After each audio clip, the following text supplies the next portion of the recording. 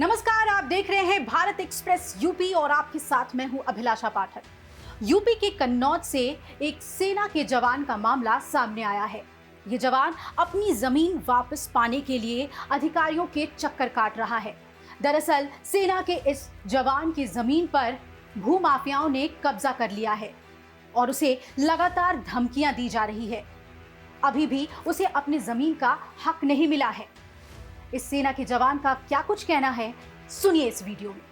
मेरा नाम सिपाही जगत सिंह है और सिपाही के पद पर हूँ और वर्तमान में मैं आगरा में तैनात हूँ।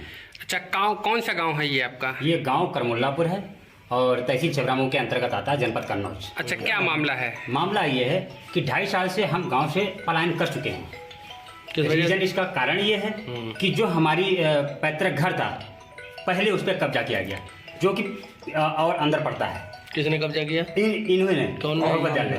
फिर हमने इसकी जानकारी अपने अधिकारी जो एसपी साहब थे, जो डीएम साहब से, उनसे गुहार लगाई।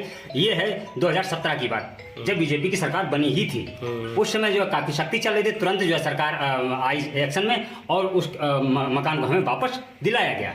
इसके बाद में इन्होंने क्या किया कि मेरी ही जमीन जो रोड के किनारे पड़ती है, खेती उसी पर जाकर के इन्होंने कब्जा करा दिया। कितने बीघा? वो 4.25 बीघा। अच्छा। उसकी कीमत लगभग 1 करोड़ रुपए है इस समय। तो मुझे जानकारी हुई, मैंने आकर के वो उसकी आपत्ति लगाई और वो कार्य रुकवाया। जब कार्य रुकवाया, थाना दिवस में अपनी बात रखी, तो थाना दिवस में ही सभी अधिकारियों के सामने उसने कहा हमसे कि या तो तुम गांव छोड़ दो और नहीं तो तुम्हें मरवा देंगे या फिर तुम्हें फर्जी केस में फंसा देंगे। मैंने उसी बात को देखते हुए, क्योंकि पूरे गांव पे 29 मुकदमे लगा रखे हैं, 29 मुकदमे के अंतर्गत सभी लगभग गांव के सभी लोग इसके उस फर्जी मुकदमों में प्रताड़ित हैं और लोग जो है गांव छोड़ के जा रहे हैं। छात्रों के 5 घर पहले ही जा चुके हैं, जो पूरी तरह से सफाया हो चुका है। 7 घर थे, 5 घर जा लिए, 2 ही रह गए हैं। इसके बाद में मेरा नंबर पड़ा तो मुझे भी अपना सैन्य सुरक्षा के अंदर में परिवार को ला जाना पड़ा, क्योंकि एक दिन मेरी पत्नी पूजा करने मंदिर में गई, इन्होंने मंदिर पे हमला कर दिया, जिसकी FIR 311/2022 है, उसके अंतर्गत पूरा मैटर अंकित है। और फिर ये देखते हुए हमने अपनी पत्नी को भी, परिवार को व माता पिता को लेकर के सैन्य परिवार में। अभी आप घर में आए हैं, क्या रीजन था? घर में क्या अभी मेरी जो जमीन उसमें जा रही थी, हाईवे में अधिग्रहित की गई थी, तो उसमें जो है वो जमीन पे ये अपना हक जता रहे हैं, जबकि उनका कोई अधिकार नहीं था। तो योगी सरकार से क्या मांग है? योगी सरकार से हमारी ये मांग है कि योगी सरकार के अंतर्गत अगर ये इतना बाहुबल है इसके अंदर, तो अब और सरकारों में फिर क्या होता होगा, इससे अंदाजा लगाया जा सकता है। सरकार हमारी जीरो टॉलरेंस की नीति पे काम कर रही है। किसी भूमाफिया को सिर उठाने की कोई अनुमति नहीं है। मार्च 2017 का जो पत्र है सरकार का, ये भूमाफिया कौन है? ये भूमाफिया ये भगवत दयाल यादव रिटायर्ड लेखपाल है। कहाँ रहता है ये यहाँ से 5-6 घर बाद में रहता है, जिसने तालाब पे कब्जा करके। सुना एक सरकारी जमीन भी घेरा है, वो कितनी जमीन है? सरकारी जमीन लगभग 50 बीघा है। एक तालाब इसने कब्जा किया हुआ है और इसके गुंडों ने कब्जा किया हुआ है। अभी तक आपने कहाँ शिकायत की? अभी तक हमारी 3 बार मुख्यमंत्री महोदय के दरबार में जा रही है, लेकिन मुख्यमंत्री महोदय से हमारा संपर्क नहीं हो पाया।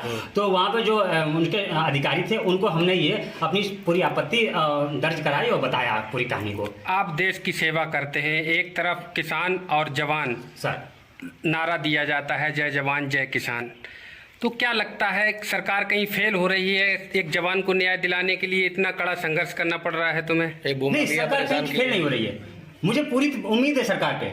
लेकिन जो सरकार के अंतर्गत जो कार्य करते हैं, वो सरकारी की नीतियों के खिलाफ कार्य कर रहे हैं, वो सरकार के पक्ष में कार्य नहीं कर रहे हैं। क्योंकि मार्च 2017 को एक पत्र जारी किया सरकार ने कि किसी भी भूमाफिया को हम इसमें पनपने नहीं देंगे, उसके आपको लीगल प्रोटेक्शन ये है, आपको ये अधिकार दिए जाते हैं, कृपया जो भी अधिकारी कर्मचारी है भूमाफिया पे कार्रवाई करें। लेकिन कोई भी कार्रवाई नहीं की गई अभी। क्या लगता है इतना बड़ा भूमाफिया आपको परेशान कर रहा है, गाँव को परेशान करता है, उस पर कार्रवाई नहीं होती है?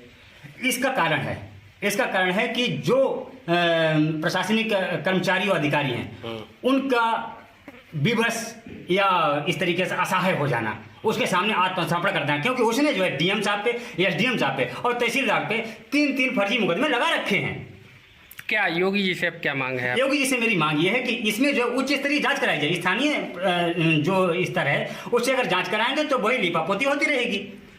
और उसके दबाव में, उसके डर की वजह से कोई भी स्पष्ट रूप से कोई बात रखी नहीं जाती, कोई कही नहीं जाती है। अगर आपको न्याय नहीं मिला तो अगला कदम क्या होगा? अगला कदम ये है कि जब तक हम अंतिम सांस तक, एक सेना का मेरा एक रूल उसूल होता है कि अंतिम सांस तक हम लड़ाई लड़ते हैं, अंतिम सांस तक लड़ाई लड़ेंगे। उसके बाद में जब हमारे पास सारे ऑप्शन खत्म हो जाते हैं और दुश्मन हम पे हावी होता है, तो वो फिर उसमें हमारे अपना एक निजी बहुत बड़ा फैसला होता है। उस फैसले को लेकर के अपने आप को बलिदान कर देता है और सामने दुश्मन को परास्त करने की जो कार्रवाई हो वो करते हुए अपने आप को बलिदान करते हैं। वही मैं भी करूंगा कि मुझे अगर बलिदान होना पड़ा तो मैं बलिदान हो जाऊंगा, लेकिन किसी भी कीमत पर मैं किसी भी तरह से अपने आप को कायरतापूर्ण रूप से मैं अपनी मृत्यु नहीं चाहूंगा। क्योंकि आप देख रहे हैं जिस तरीके से ब्लड प्रूफ जैकेट हेलमेट के साथ में मैं अपने गांव में प्रवेश कर रहा हूं, मुझे इसके लिए बाधित होना पड़ा, बड़ा मजबूरी में ये पहन के आ रहा हूं। आप देख रहे हो इतनी गर्मी में अगर कोई छुट्टी के दौरान अपना ब्लड प्रूफ जैकेट अगर पहन के आ रहा है तो कितनी बड़ी जो दिक्कतें होगी।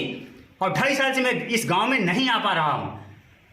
तो ये सब देखते हुए मैं बहुत पूर्ण रूप से सरकार से हमारा विश्वास है कि वो हमें जरूर न्याय दिलाएंगे। यूपी की तमाम बड़ी खबरों के लिए देखते रहिए भारत एक्सप्रेस यूपी।